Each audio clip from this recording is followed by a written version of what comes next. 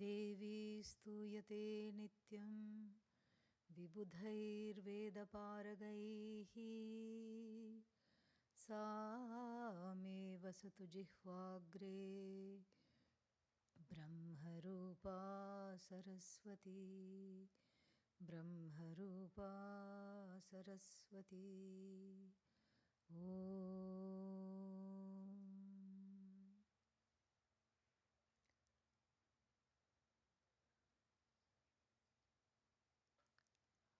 Little bit down. Down, not up, down. Yes. There. The second verse. There we go. Yes. It's in between two pages. That's why. Yes, it's in between two pages. Oh, maybe. But see, half of the thing is over here. We'll manage, don't worry. It's all an inspiration to go back to the traditional way of learning. Without books and papers, you just repeat. It's just an inspiration to do that, that's all it is.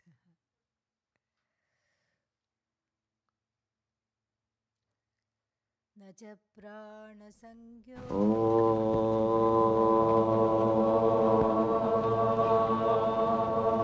Sahana Vavadu Sahano Bhunaktu Sahaviryam Karavavahai Tejasvinavadhidamastu ma Vidyushavahai Om Shanti Shanti Shanti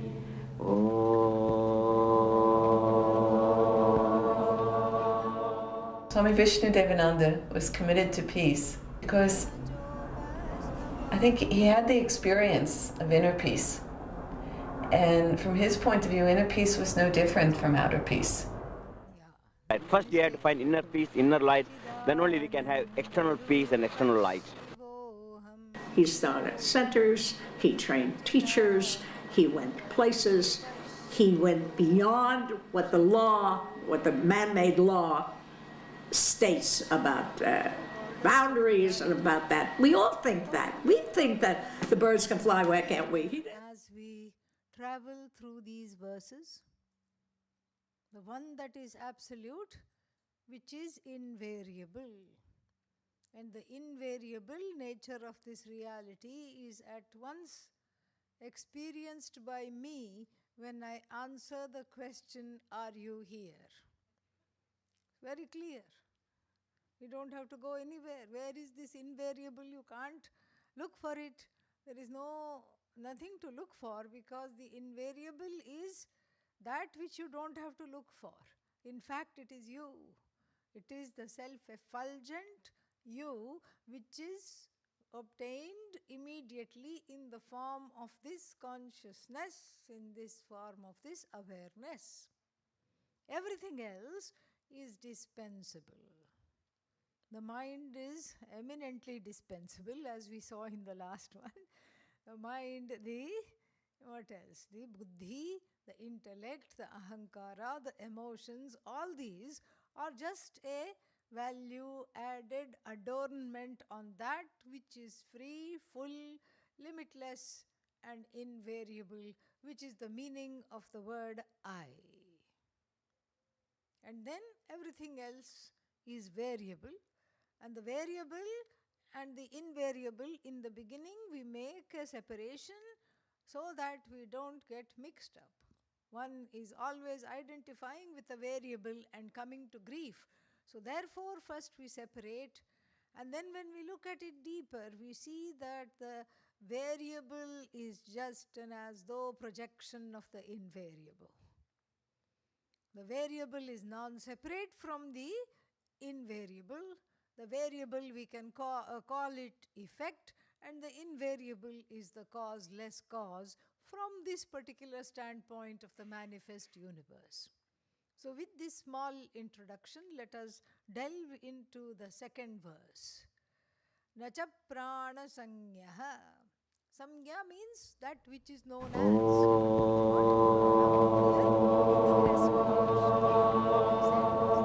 Sahana Vavadu Sahano Bhunaktu सह वीर्यं करवावहै तेजस्विनावधीतमस्तु मा विद्विषावहै ॐ शान्ति शान्ति शान्तिः ॐ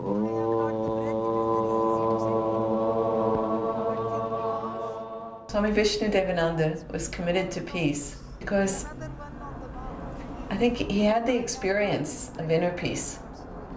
And from his point of view, inner peace was no different from outer peace.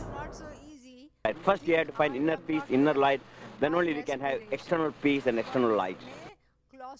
He started centers, he trained teachers, he went places, he went beyond what the law, what the man-made law states about boundaries and about that. We all think that. We think that the birds can fly, why can't we? He did it. Therefore, this has to be looked at deeply, and we have to understand the spirit of it. Extraordinary man. Because and heart filled with love for all conviction humanity.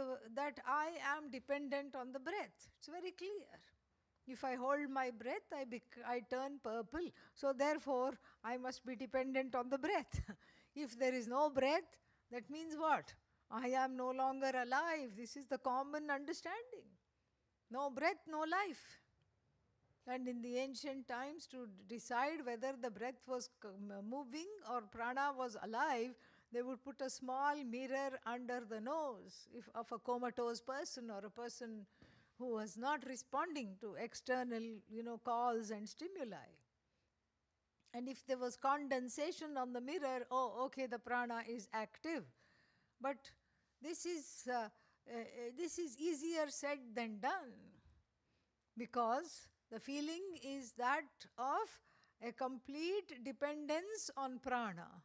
But really speaking, we have to ask a deeper question. Am I dependent on the prana?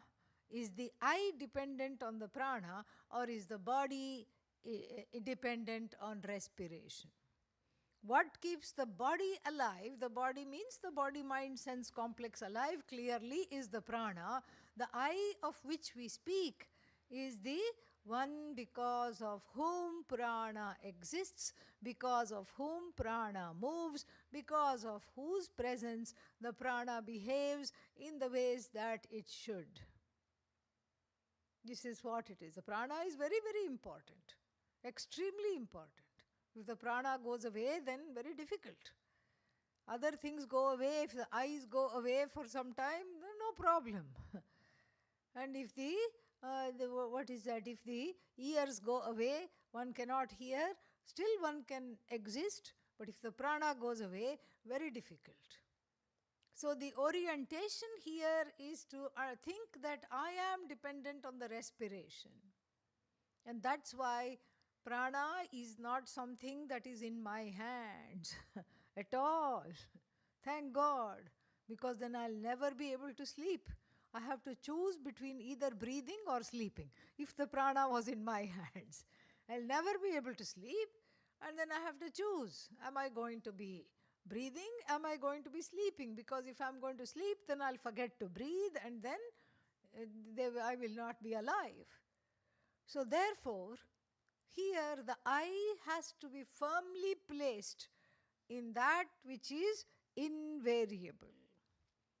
Is prana variable or not? Yes. Respiration is variable. It's never the same. When one is sleeping, the rate of respiration is a little further apart. It has slowed down. When one is running or hyperventilating, then the respiration is sped up. When one is anxious, the respiration speeds up. And so therefore, the respiration is what we call variable.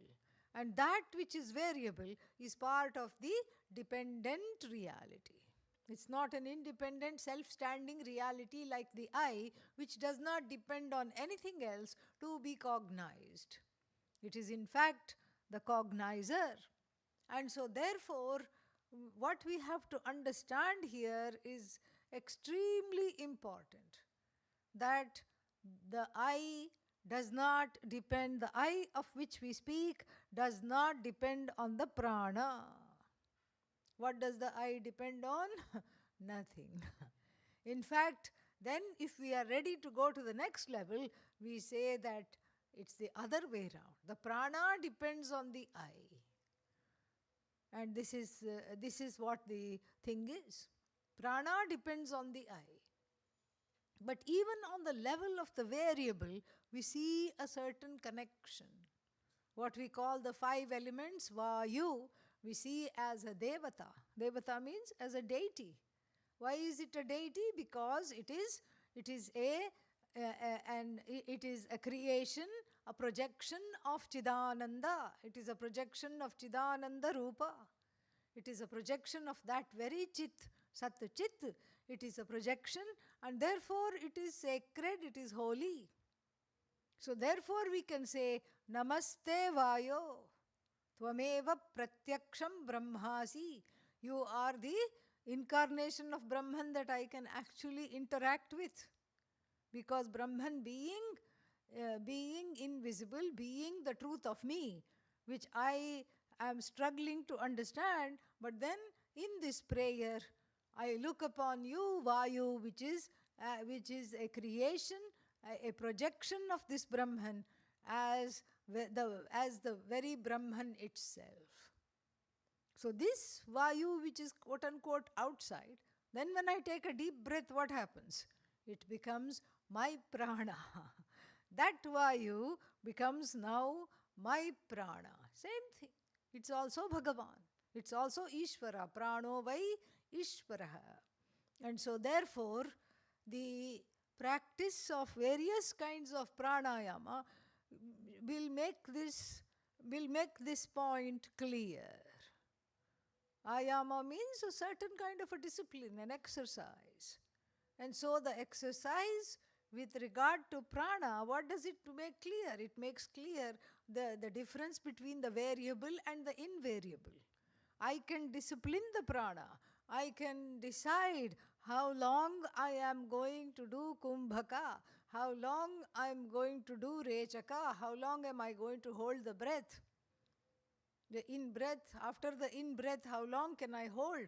How long can I do after the out-breath? And so the prana, one strengthens the prana. And why one strengthens the prana, we will see very quickly. But for now, this much is enough. I am not dependent upon the prana. In fact, the prana is dependent upon me. And then, Navai Panchavayuhu. Panchavayuhu means prana in general. So when we just say prana, it means respiration. But when we say Panchavayu or Panchaprana, then prana becomes one of them. And then there are certain other physiological functions which we see it in the form of what is in English translated as the life forces, 5 life forces or vital airs. And so what do we have? Prana, then respiration, apana, elimination, and then samana, digestion, and then vyana, circulatory function. And then finally, we have a strange function of the Vayu called Udana. Udgirna Karana Vayuhu. Udgirna means that which ejects. Yeah, that which ejects. So this is called Udana. This Udana is the one that is in charge of the lifespan. Lifespan, it's in the charge of. Oh, so it counts how old I am? Yes. Oh, so every birthday it is watching out? No. Much quicker than that. Every breath you take, it is counting. You know, we have some kind of a counter. When we do 100,000 japas and everything like that, there is a counter. And for some reason, in our ashrams, it is always given to one Swami to count. Maybe they think we don't cheat. So maybe that's why it is given to the Swami's hand. So after everybody chants one Mula Mantra, one round, I'm supposed to go click, click, click like this, and I have to see the number and then stop at 100,000 or whatever it is. This is the internal Udana Vayu. It's a counter. Each time you breathe, it goes click. Oh, but I didn't hear any click. Yeah, it's very severe, very soundless. It goes click, click. That's why never hyperventilate, because you don't come with the allotted number of ears as we think. You come here with an allotted number. We come here with an allotted number of breaths. It's a finite number. And so that's why you find that animals that that are short-lived, they breathe much faster. Dogs, cats, etc. So the yogis thought, you know what, we can outwit this. No problem. We'll breathe every other day. We'll train ourselves to breathe thrice a week. No problem. We will train the prana to breathe thrice a week, and then we will outwit Lord Yama. Yes. Lord Yama, is he outwitted? Not at all. He just goes to Starbucks. As soon as you start doing pranayama, he says, okay, abhi time hai. Now there is time. No problem. I'll just have a little mocha. That's all. Yeah, that's all. I'll just wait there because this person is not going to die anytime quick. So for me, it's just a coffee break. That's all it is. While you pursue moksha, Lord Yama pursues moksha. That's all the difference. That's all it is. Yeah. You can't outwit Lord Yama. You can't outwit Udana Vayu. And then so when the last breath is reached, whether it is now or 10 years from now, because you have breathed 3 times a week and you have trained yourself to do that, even if it's 10 years from now, what does Udana Vayu say? Udana Vayu says to all the other functions in the body, all the other Vayus, let's pack up, boys, let's get out of here. Oh, we don't know how, leave it to me, follow me. It presses the last count and the eject button, and the prana departs from the body. So this is what is Panchavayu. So this is the Panchavayu. Nava Sapta Dhatu. Dhatu means many things. In fact, even the humors, are they called humors? Vata, Pitta, Kapha. The Ayurvedic, humors, dosha. Even the doshas are called dhatus sometimes. But here, Sapta Dhatu is there. It is the 7 kinds of building materials which are there in the body. Bones, marrow, blood, and then what else? Flesh, that is 4. I always have trouble with the last 3. What else there are? So, endocrine fluids, all the kinds of fluids, the 5, 2 more, look it up, doesn't matter. So, these are the various kinds of, you get the idea. This is what is the building block of the body-mind complex. So these are the reproductive materials. That's also there. Shukra, reproductive materials. Sorry? Faith? Fat, yes. Thank you. Yes, fat, yes, of course. And of course we forget that because we don't want that. Yeah, so thank you very much, Swamiji. Yes, so this is the 7 kinds of reproductive, 7 kinds of materials which are the building blocks of the what constitutes this body. So of course it's very easy to say, I am not the fat. Yes, yeah. Name fataha. We can easily say that. I'm not the fat. Of course not. But what about all the other things? You can't say I'm not the bones. You can't say I'm not. It's very difficult to do that. Because everything we see is me. Everything is me. And then all the things to keep the body going. There is a whole medical establishment to keep the body going. And from the neurologist to the podiatrist, they are all waiting for you. With the board there, from head to toe, there are doctors to keep all these building blocks going. And then there are all these antioxidants, goji berry and what other berry, acai berry. Yeah, all these things. No matter how many acai berries you eat, you can never have a sigh of relief because Yama is standing there. It's all variable, it's all finite, it's all there waiting, waiting, waiting, waiting. So it's just a matter of buying time. That's all which we are doing when you identify with these things. So in India, I mean, I have not heard of him in a long time, but about 20 years ago, there was one Swami who had some drastic methods of teaching. And so what he would do is he would bring a skeleton, not a real one of course, but one of these models which you have in the medical colleges, etc. He would bring a skeleton, he would roll it into his lecture. And maybe he has visited here also. I do not know. So he would just roll it into the lecture, and then he would say hello to yourself. And nobody would like to do that. Nobody would like to do that because it is grinning badly and it looks just like a heap of bones, and then it is not very nice looking. And then he would just say, please say hello to that. This is your future. This is you. And then everybody would say, no, no, no, this is not me. This is how he taught the Nirvana Shatkam. He was a scientist. Yeah, he was a scientist before he became a Swami. And so all these things he would bring in. And then one time he also brought some brain that had been donated to science in a chloroform jar. And then he would say, look at the buddhi of such and such a person. And immediately you want to go, no, no, no, no, no, this is not me. But he had drastic but very effective methods for to deny to negate the variable. And so then this is the Saptadhatu, and then we have this Panchakosha. These Panchakoshas, as I said yesterday, as I explained a little bit, we translated the word Koshavat Achadakatvat Koshaha. Kosha means a scabbard in which a sword is placed, because you can't have the sword just hanging. Somebody can get hurt.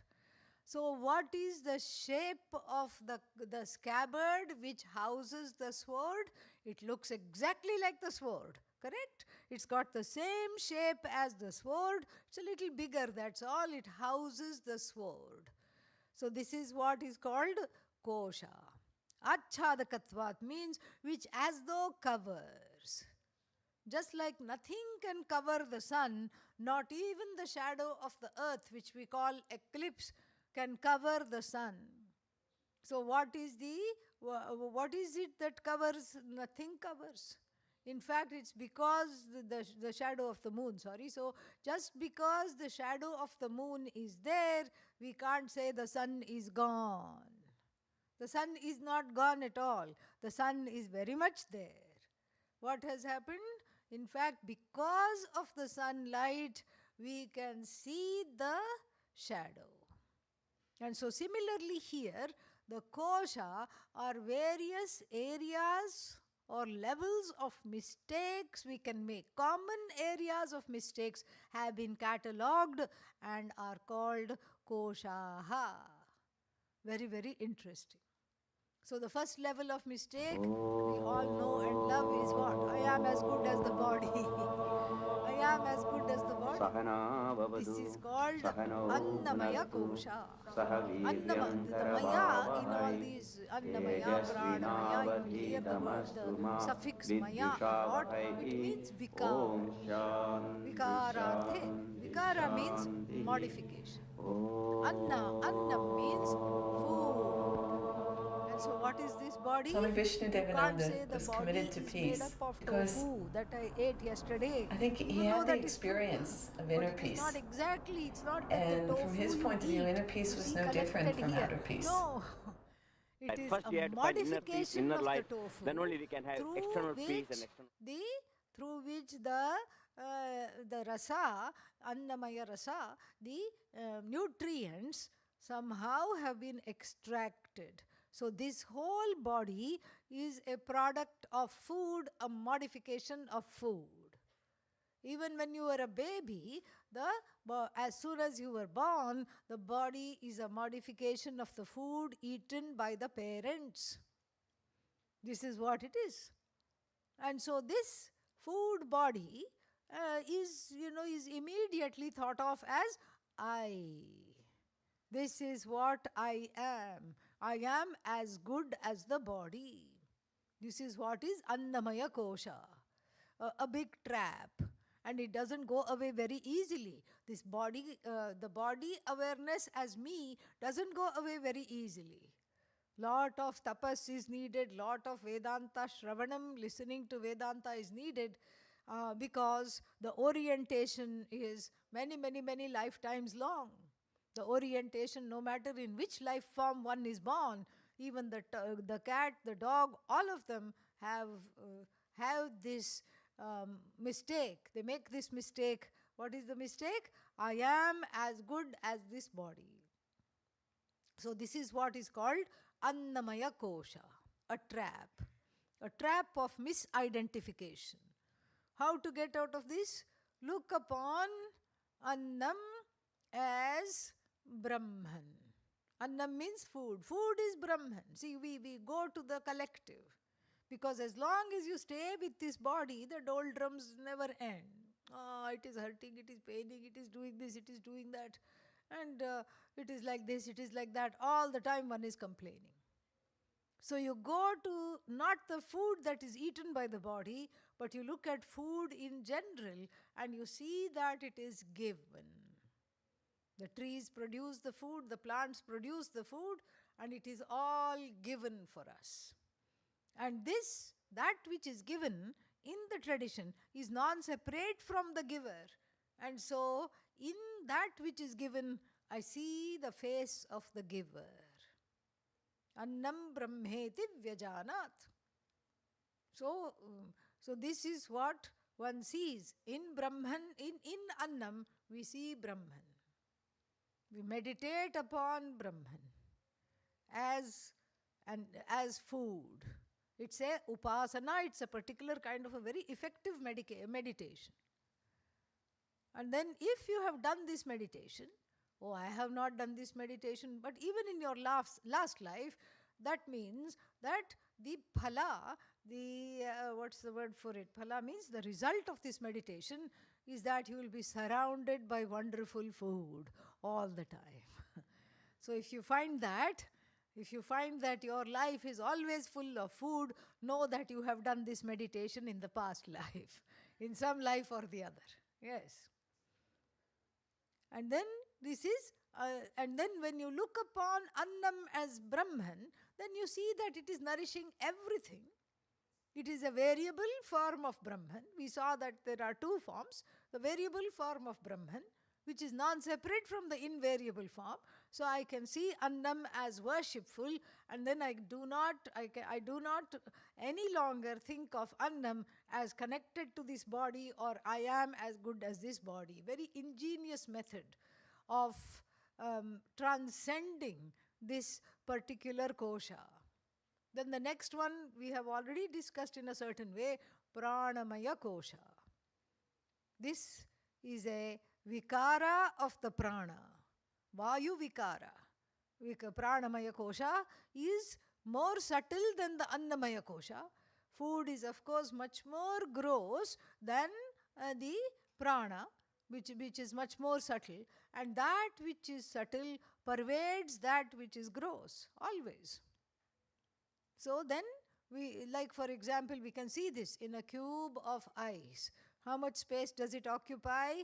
And then when it melts, what does it do? It's more pervasive. And then when it converts into water vapor, it's much more pervasive.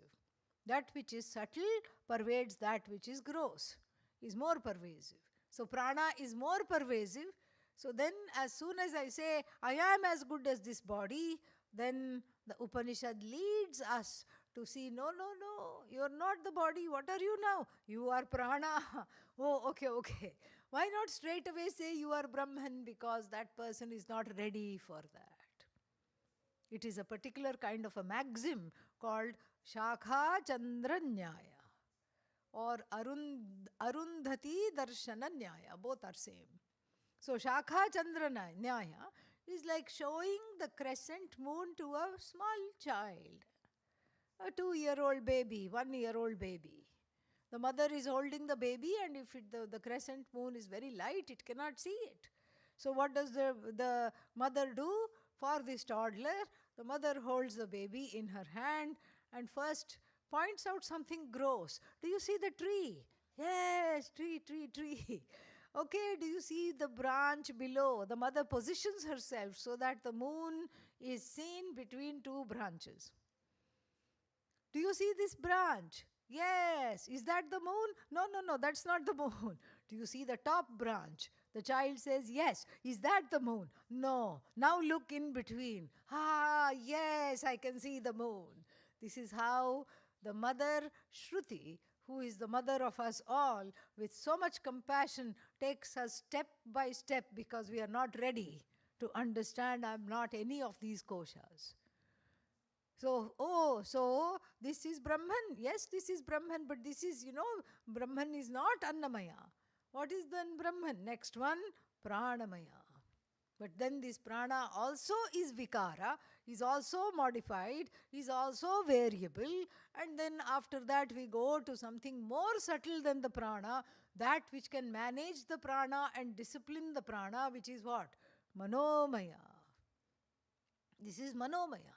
And so here also we find that the vikara of the mind, which is one more layer of making mistakes. I'm as good as the mind. I'm as good as my thoughts. That's why I should not have bad thoughts. I should have only good thoughts. All these things. And then we find again through this analysis, again we elevate the prana to the level of Bhagavan. Prano vai Ishvaraha. We saw that.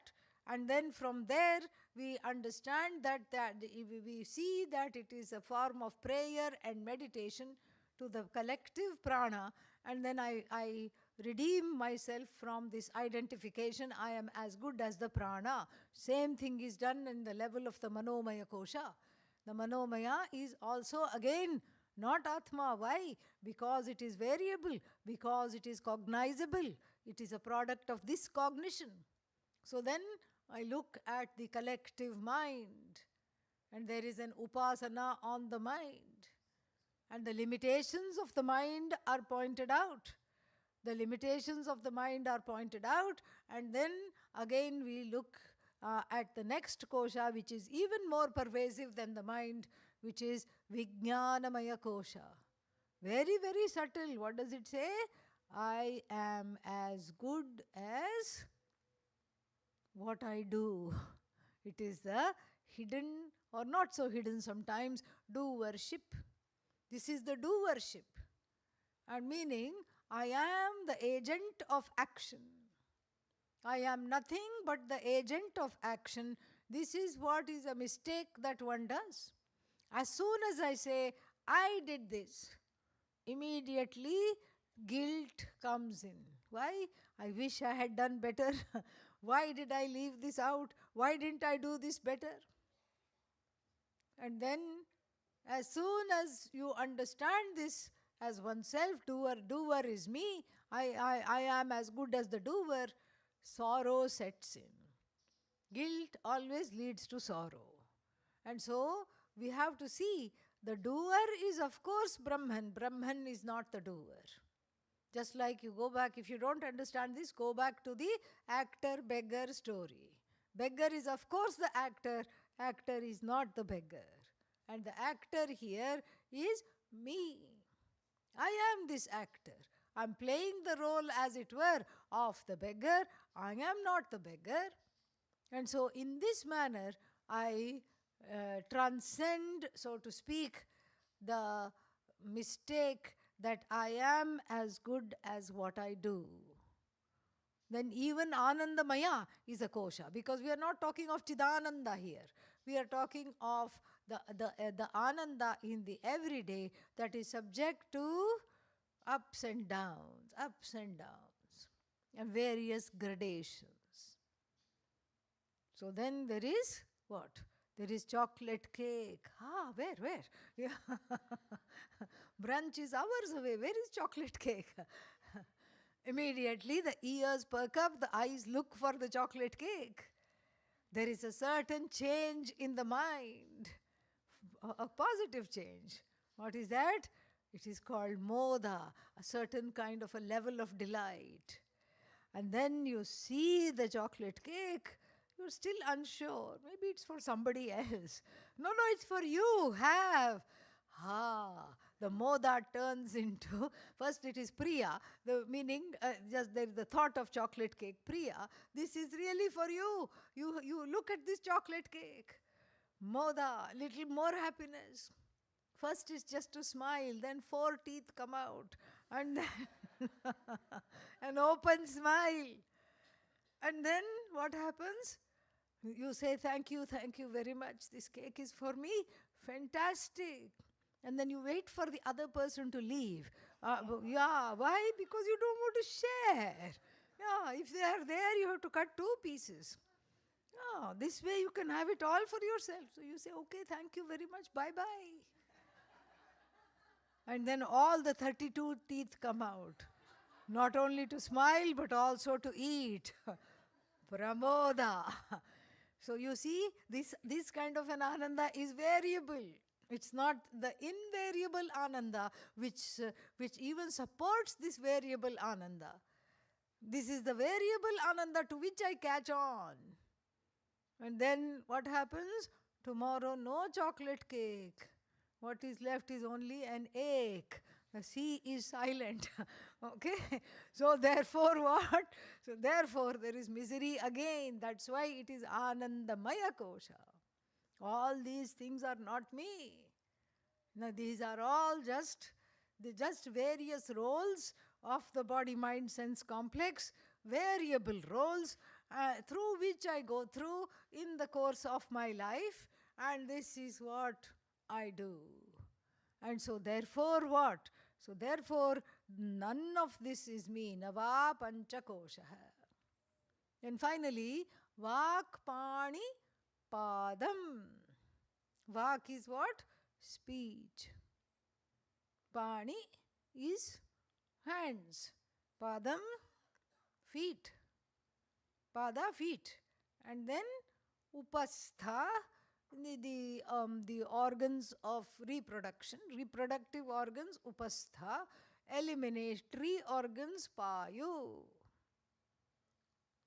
These are what are called Karmendriyani. Karmendriyani, the organs of action. How have they been crafted? Where do they come from? They come from the rajasic aspects of the 5 elements. The 5 elements are themselves having tamas, rajas, all these things. And so they come from the rajasic aspects of the 5 elements. That's why they move, they talk, they walk, all these things, they do things. They are active. That's why they are organs of action. These 5 are the organs of action, and again they are variable because they are a product. They have a beginning and they have an end. They are objectifiable, they are variable, they are not the nature of the cognizer. In fact, they come under the rubric of this cognition. And so therefore what? None of them are me. None of them are me. Hand, not me. And then legs, not me. Very important to say this. Speech, not me. That is perhaps the hardest because we have a lot of premium and identification with regard to the speech. Speech also not me. It issues forth. It is there. Because you see, really, we can't say that we can't sort of say, oh, I speak many languages, I'm a polyglot. You can't say that really. Because speech, again, is a gift from Brahman. You see, there is something that governs speech, regardless of whatever be your mother tongue. Whatever be anybody's mother tongue, the mouth is closed, you open the mouth and make a noise. What noise comes? Try it, don't feel shy. Open the mouth, make a noise. What noise comes? Exactly, in any language, comes. Close the mouth, make a noise. What noise comes? See?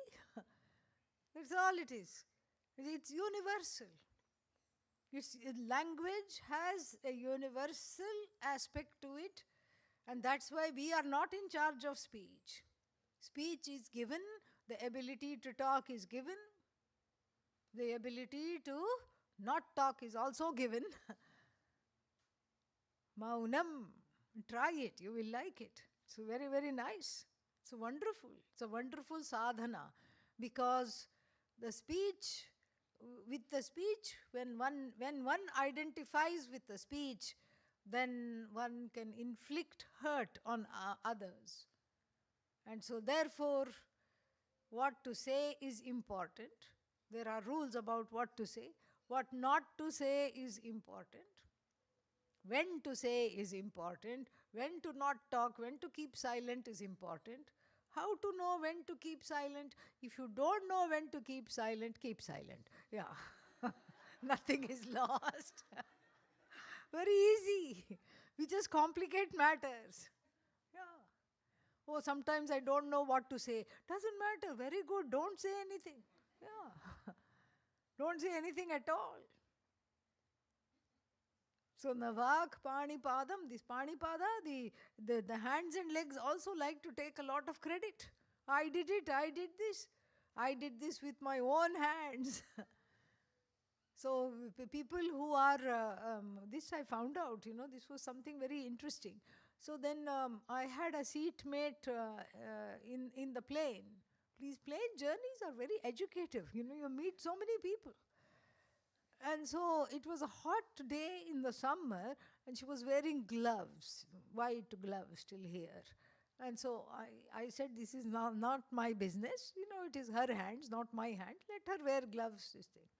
So I just kept quiet. She fell into a conversation with me, and she said, you are probably wondering why I'm wearing gloves. I said, do tell.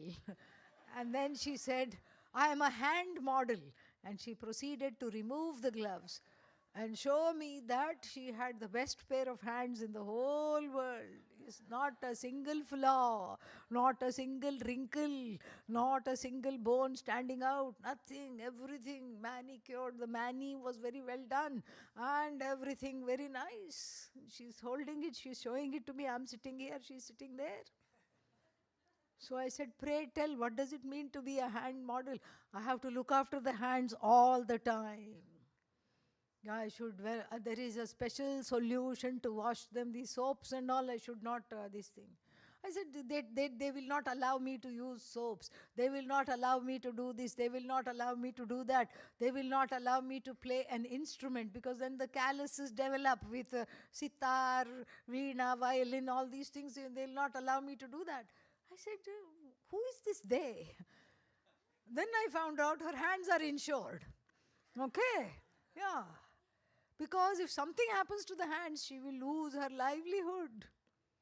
Yeah, she'll lose her livelihood. She said, therefore, I have insured my hands. And so what does it mean to insure your hands? They give you a whole list of things you cannot do. The insurance company which is insuring the hands, to make sure that you never use your hands ever again. So then, in a way, she has understood this, that these hands are not mine. Somehow she has understood. Without studying Nirvana Shatkam, she has understood, because she has no say over the hands. In the Bhagavad Gita, in the 11th chapter, Arjuna is told something very beautiful. He says, Nimittamatram bhava savyasachin. Savyasachi is the name of Arjuna. Savyasachi means the one who is ambidextrous. So Arjuna was one of those rare people who did not have a dominant hand. Most of us have one dominant hand and the other one is of no use, really. One hand does all the everything. But here, Arjuna could shoot off arrows with his left hand, with his right hand, with equal finesse, equal expertise. So such people are called Savyasachin. And so Arjuna is told in the 11th chapter, in the Vishwarupa Darshana, where Bhagavan shows his cosmic form. Everything terrible is there, everything wonderful is there, and Arjuna is very, very frightened. He is just circling the Lord and says, oh, this is very scary. I wanted darshan means I wanted a nice darshan of wonderful Bhagavan Krishna playing a few ragas on the flute and sporting a peacock feather and wearing yellow clothes and then just singing, dancing with the gopis. And then what have you shown me here? All Duryodhana and all the bad people are just being hoovered up, vacuumed by your fiery mouth. And they are trying to save themselves by hanging between your teeth as though you have never flossed in your life. Duryodhana is between two teeth. Dushasana is between two other teeth. I'm not making this up. It's all there. Okay? Yeah. So I just embellished it a little bit. That's all.